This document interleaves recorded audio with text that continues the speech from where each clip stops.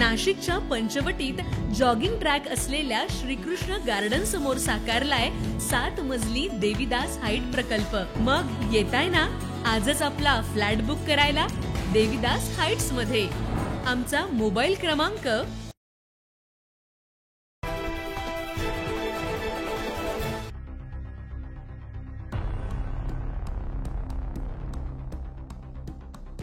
नाशिक जिल्ह्यात अंमली पदार्थ विरोधात पोलिसांनी धडक मोहीम राबवली। 24 तासांच्या आत तब्बल 22 NDPS गुन्हे दाखल करण्यात आलेत। 29 संशयितांना अटक करण्यात आली। या कारवाईत 8,50,000 रुपयांच्या अंमली पदार्थाचा साठा पोलिसांनी जप्त केलाय। एकाच दिवशी जिल्ह्यातील 40 पोलीस ठाण्यांच्या हद्दीत ही सधळ आणि अचानक मोहीम राबवण्यात आली। नाशिक ग्रामीण पोलिसांच्या अंमली पदार्थ विरोधी पथकानं ही विशेष मोहीम सोमवारी सकाळपासून रात्रीपर्यंत जिल्हाभरात केली।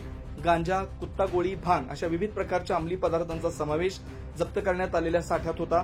ही मोहीम ग्रामीण पोलीस अधीक्षक बाळासाहेब पाटील यांच्या आदेशानुसार राबवण्यात आली। पदभार स्वीकारताच त्यांनी ही धडक कारवाई केली। स्थानिक गुन्हे शाखेच्या पथकांनी या मोहिमेत सक्रिय सहभाग घेत महत्वपूर्ण कारवाई केली। या पार्श्वभूमीवर पोलिसांनी नागरिकांना आवाहन केलंय, कोणत्याही भागात अंमली पदार्थांची विक्री, साठवणूक किंवा सेवन आढळल्यास तात्काळ पोलीस संपर्क साधावा। 9 न्यूज महाराष्ट्रासाठी वैभव घुगे, नाशिक।